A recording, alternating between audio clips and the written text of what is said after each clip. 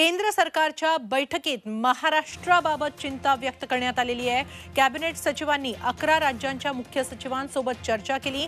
यात महाराष्ट्र, पंजाब आणि छत्तीसगडमध्ये परिस्थिती गंभीर असल्याची चिंता व्यक्त करण्यात आलेली आहे। पंजाब आणि छत्तीसगडची परिस्थिती देखील महाराष्ट्राप्रमाणे गंभीर आहे। महाराष्ट्रात कोरोनाची परिस्थिती गंभीर असल्याची चिंता मुख्य सचिवांनी व्यक्त केलेली आहे। केंद्रीय मुख्य सचिवांनी आज बैठक घेतली। 11 राज्यांच्या मुख्य सचिवांशी केंद्राने चर्चा केली आणि या बैठकीत महाराष्ट्रासह पंजाब आणि छत्तीसगडमधल्या परिस्थितीबाबत चिंता व्यक्त करण्यात आली।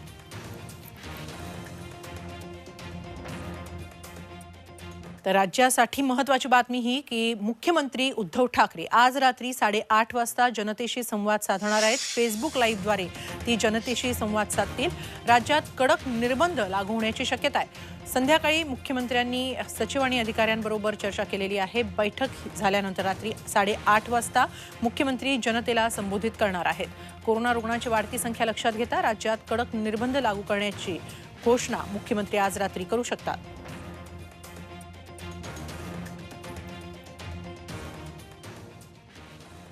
मुंबईबाबत मुंबईच्या महापौरांचं काय म्हणणं आहे ते पाहूया। मुंबईत बेजबाबदार नागरिकांमुळे कोरोनाचा धोका वाढत असल्याचं महापौर किशोरी पेडणेकर यांनी म्हटलंय। कोरोनावर राजकारण सुरू असून जनतेला उचकावलं जातंय अशीही टीका महापौरांनी भाजपवर केलेली आहे। मुंबईत कडक निर्बंध गरजेचे आहेत असंही यावेळी महापौर म्हणाले आहेत।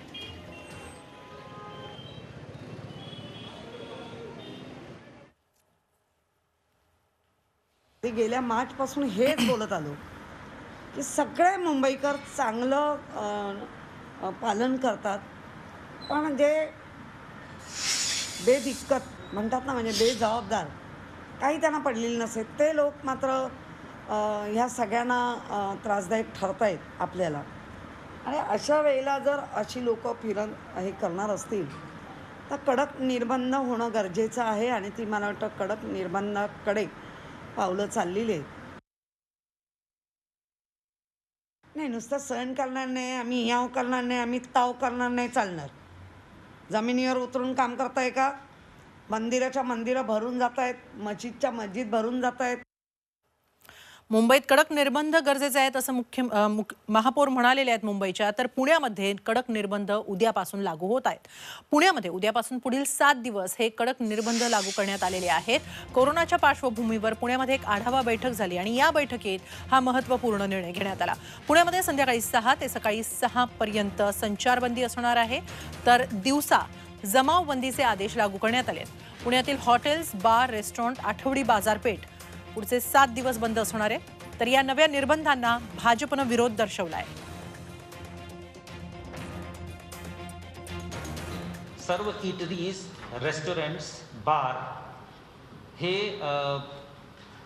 पुढील 7 दिवसासाठी कम्प्लिटली बंद राहणार आहे।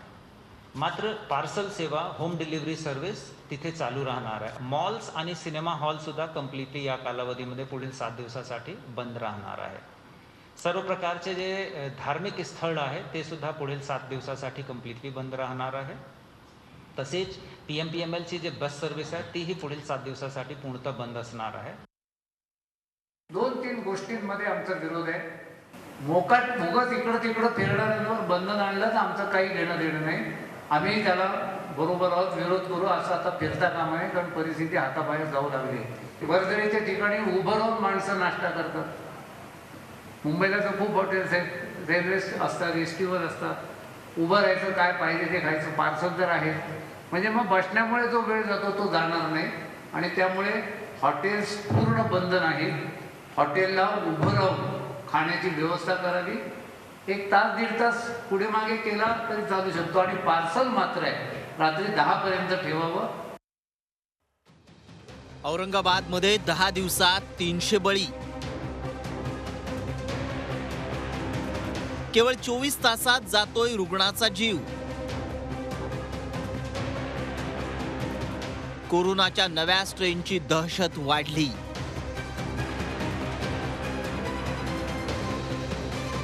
औरंगाबादेत कोरोनाचा हाहाकार सुरू आहे। रुग्णांची संख्या वाढत असताना मृत्यूची संख्याही वाढत चालली आहे। दिवसाला 1500च्या वर रुग्ण आढळून येत आहेत। तर सरासरी 40 रुग्णांचा मृत्यू होत असल्यानं आरोग्य यंत्रणा धास्तावली आहे. धक्कादायक म्हणजे यातील काही रुग्ण तर दाखल केल्यानंतर अवघ्या 12 ते 24 तासांमध्येच दगावलेत. त्यामुळे हा कुठला नवा स्ट्रेन तर नाही ना, अशी शंका उपस्थित होतीये. औरंगाबादमध्ये 1 ते 10 मार्च दरम्यान 4073 रुग्ण आढळले. यातील 43 रुग्णांचा मृत्यू झालाय. 11 ते 20 मार्च दरम्यान 11383 रुग्ण आढळून आले. यातील 97 रुग्णांचा मृत्यू झालाय. तर 21 ते 31 मार्च दरम्यान 20017 रुग्ण आढळले. त्यातील तब्बल 300 रुग्णांचा मृत्यू झालाय. म्हणजेच अवघ्या महिन्याभरात औरंगाबादमध्ये 440हून अधिक जणांचा मृत्यू झालाय. कोरोना से काही नरी इन्फेक्शन होत आहे हे खरं आहे, कारण जसं जसं व्हायरस सुद्धा हा म्युटेट होत आहे, बदलत आहे आणि पुन्हा आपल्याला त्याचं इन्फेक्शन व्हायची शक्यता नाकारता येत नाही. म्हणून आपल्याला हे जे प्रिकॉशन्स आहे हे तर पाळावेच लागणार आहे. धक्कादायक बाब म्हणजे मोठ्यांसोबत लहान मुलांमध्येही कोरोनाचा संसर्ग वाढलाय. औरंगाबादमध्ये गेल्या 4 दिवसात 4 मुलांचा कोरोनामुळे बळी गेलाय. ही 4ही मुलं ग्रामीण भागातील होती आणि उपचारासाठी त्यांना वेळेत आणलं नाही, म्हणून ही वेळ उडवल्याचं सांगण्यात येत आहे. मात्र असं असलं तरी आता लहान मुलांचा सुद्धा कोरोनामुळे मृत्यू होतोय आणि निश्चितपणे ही बाब चिंता वाढवणारी आहे. कोरोनाचे वाढते रुग्ण आणि मृत्यूची संख्या दोन्ही चिंताजनक आहे. त्यामुळे लक्षणं आढळल्यास अंगावर काढणं योग्य नाहीच. त्यात ज्येष्ठांची आणि चिमुकल्यांचीही काळजी घेणं गरजेचं आहे. कारण हा कोरोनाचा नवा स्ट्रेन असेल तर तो खूपच घातक ठरू शकतो. विशाल करोळे, झी24 तास, औरंगाबाद. एकूणच राज्यात कोरोनाचा संसर्ग पुन्हा वाढतोय. सरकारने अनेक गोष्टींवर निर्बंध आणलेत, पण साताऱ्यातल्या बावधनमध्ये सर्व नियम धाब्यावर बसवत ऐतिहासिक बगाड यात्रा काढण्यात आली. पण कडक निर्बंध असतानाही एवढी मोठी यात्रा भरलीच कशी? लोकांना जीवापेक्षा यात्रा उत्सव महत्त्वाचे झालेत का?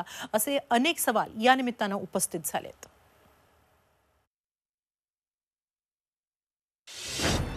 नियम पायदळी तुडवून साताऱ्यात बगाड यात्रा.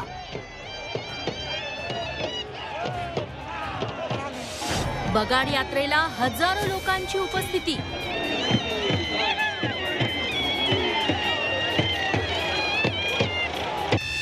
जीवापेक्षा बगाड महत्वाचा आहे का? हे दृश्य कोणत्या सिनेमातलं नाही, तर ही आहे राज्यातली सर्वात मोठी यात्रा म्हणजे साताऱ्यातल्या बावधनची बगाड यात्रा. अनेक वर्षांपासून रंगपंचमीच्या दिवशी ही यात्रा भरवली जाते. मात्र कोरोनाच्या सावटामुळे यंदा ही यात्रा भरवू नये असे स्पष्ट निर्देश प्रशासनानं दिले होते. तरीही गावकऱ्यांनी नियम पायदळी तुडवत बगाड यात्रा भरवलीच. इथं ना कुठलं सोशल डिस्टन्सिंग होतं, ना कुणाच्या तोंडाला मास्क. जणू काही कोरोना इथून हद्दपारच झालाय अशा थाटात प्रत्येक जण बिनधास्तपणे या यात्रेत वावरत होता. सगळ्यात महत्त्वाचं म्हणजे इथं असलेले पोलीस हे सगळं मूग गिळून पाहत होते. मोठ्या प्रमाणामध्ये लोक एकत्र येऊन त्यांनी हे बगाड काढलं आणि प्रशासनाच्या निर्देशांचा, आदेशाचा, कायदेशीर आदेशाचा उल्लंघन केलेला आहे. याबद्दल लवकरच गुन्हा दाखल येऊन त्यांच्यावरती अतिशय कडक कायदेशीर कारवाई करण्यात येईल. आता याबाबत प्रशासन आणि ग्रामस्थांनी एकमेकांकडे बोट दाखवत वेळ मारून नेण्याचा प्रयत्न सुरू केलाय. गावकऱ्यांची बैठक घेतली होती आणि त्यांना ही यात्रेचं आयोजन करण्याबाबत आपण विनंती केली होती.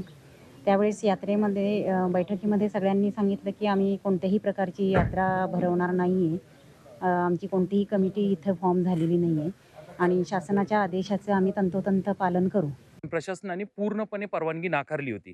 माझं असं म्हणणं आहे, जर आपण लग्नाला देखील आजच्या काळामध्ये 50 लोकांना परवानगी देतो, तसे 50-100 लोकांना परवानगी दिली असती ही गोष्ट झालीच नसती. पण तुम्ही जर समजा परवानगीच देणार नाही आणि जर हिटलरशाही पद्धतीने आम्ही नाकारणारच असं जर म्हणणार असेल तर चुकीचं आहे. तुम्ही ग्रामस्थांच्या भावना आणि श्रद्धा देखील लक्षात घेतल्या पाहिजेत, तेवढ्याच त्या देखील महत्त्वाच्या आहेत. या निमित्तानं काही सवाल उपस्थित झालेत. यात्रा काढू नये असे आदेश असतानाही यात्रा का काढली? राज्यभरातून लोक येत असताना त्यांना का अडवलं नाही? ग्रामस्थ समितीला विश्वासात का घेतलं गेलं नाही? बगाड महिनाभरापासून तयार होत होतं तरी कानाडोळा का? अधिकचा पोलीस बंदोबस्त तैनात का केला नाही? आता या बगाड यात्रेप्रकरणी सातारा पोलिसांनी 30 ते 35 जणांना ताब्यात घेतलंय. पण हीच आक्रमकता प्रशासनानं आधी दाखवली असती तर कारवाईची वेळच आली नसती, हेही तितकंच खरं. ग्रामस्थांनी हे कोणतेही गोष्टी लक्षात न घेता किंवा नियम धाब्यावर बसवत ही यात्रा पार पाडली. आता यामुळं जर कोरोनाचा प्रादुर्भाव वाढला तर याला जबाबदार कोण, असा प्रश्न पडल्या वाचून राहत नाही. व्हिडिओ जर्नलिस्ट अनुराग दिवारसह तुषार तपासे, झी मीडिया, सातारा. यंदा 10वीची प्रॅक्टिकल परीक्षा होणार नाही, तसंच 12वीच्या प्रॅक्टिकल परीक्षा मर्यादित स्वरूपात होणार आहेत. 10वी 12वीची लेखी परीक्षा एप्रिल-मे मध्ये आहे. मात्र कोरोनामुळे यंदा 10वीच्या प्रॅक्टिकल परीक्षा होणार नाहीत, असं विभागीय शिक्षण मंडळानं जाहीर केलंय. प्रॅक्टिकल ऐवजी विशिष्ट लेखन कार्य किंवा गृहपाठ दिला जाईल.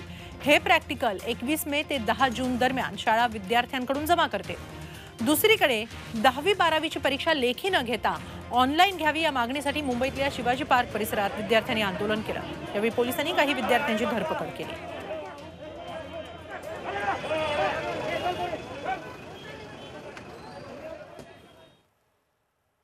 आता बातमी एका लग्नाची.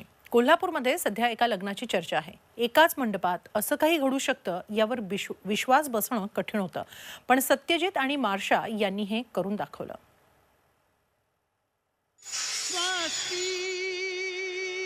श्री गणनायकं गजमुखं रसूलहु फक़द फाज़ फौज़न अज़ीमा. बहुगल बलान करणे मंगलाष्टकांच्या मध्येच उर्दू खुतबा. मैंने आपकी शादी, आपका निकाह मार्शाबी के साथ कर दिया, क्या आपने कबूल किया? निकाह कबूल है. शुभ मंगल शुभ मंगल. हा काय प्रकार आहे असं तुम्हाला वाटेल तर ही आहे कोल्हापुरातल्या एका लग्नाची लयभारी गोष्ट. सत्यजित आणि मार्शाचं लग्न. रंकाळा परिसरात राहणारा सत्यजित यादव हा इंजिनियर, तर मार्शा मुजावर ही आर्किटेक्ट. दोघांचीही लहानपणापासून मैत्री.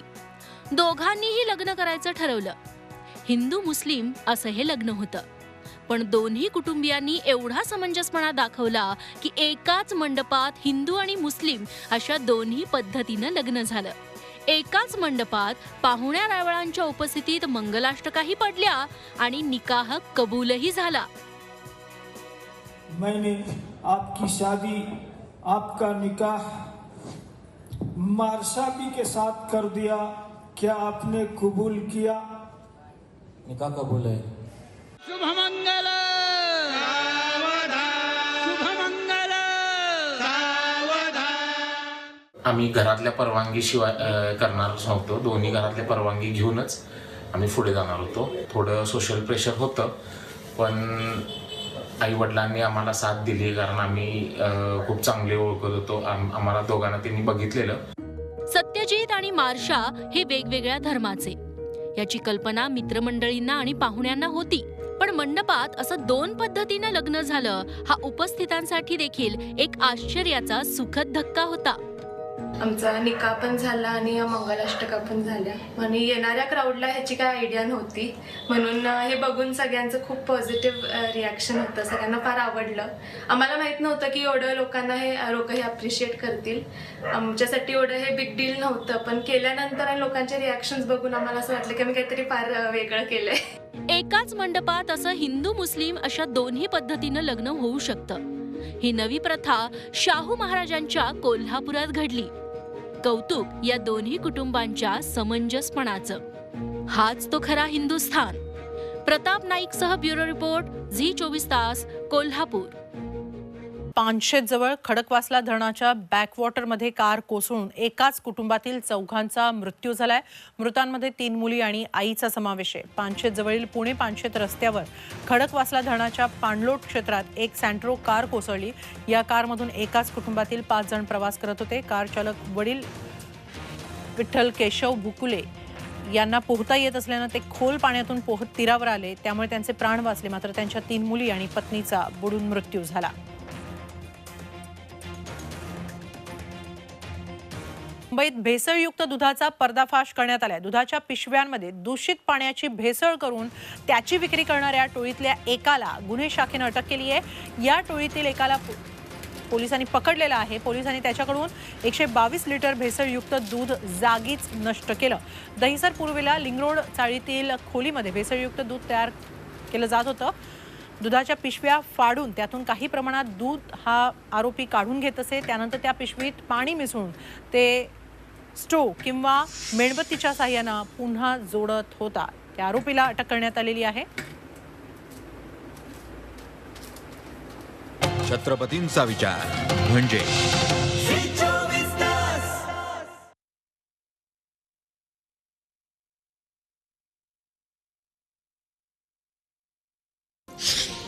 वाशिम जिल्ह्यात कोरोना काळात रक्तदानाच्या साठ्यात मोठ्या प्रमाणात घट होतीये. शासकीय रक्तपेढीत फक्त 40% रक्त उपलब्ध आहे. जिल्ह्यात सध्या 152 बॅग रक्तसाठा उपलब्ध आहे. जिल्ह्यात दर महिन्याला 252 बॅग लागतायत. त्यामुळे महत्त्वाच्या शस्त्रक्रियांसाठी लागणारी रक्ताची मागणी पूर्ण करण्यास अनेक अडचणी निर्माण होण्याची शक्यता आहे. सामाजिक संस्थांनी जास्तीत जास्त नागरिकांनी रक्तदान करावं असं आवाहन जिल्हा शल्य चिकित्सक यांनी केलेलं आहे.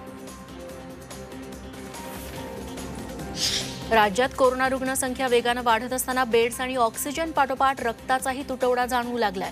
मुंबई पुण्यासह राज्यात इतरत्र देखील केवळ पुढचा आठवडाच पुरेल इतका रक्तसाठा शिल्लक आहे. त्यामुळे रक्तदान करण्याचं आवाहन अन्न आणि औषध प्रशासन मंत्री डॉक्टर राजेंद्र शिंगणे यांनी केलंय. ब्लड बँकेचा आढावा शिंगणे यांनी घेतला. त्यानंतर त्यांनी हे आवाहन केलं. कल्याण डोंबिवलीत शनिवारी आणि रविवारी आपल्यालाही व्यवसाय करू द्यावा यासाठी फेरीवाले आक्रमक झालेत.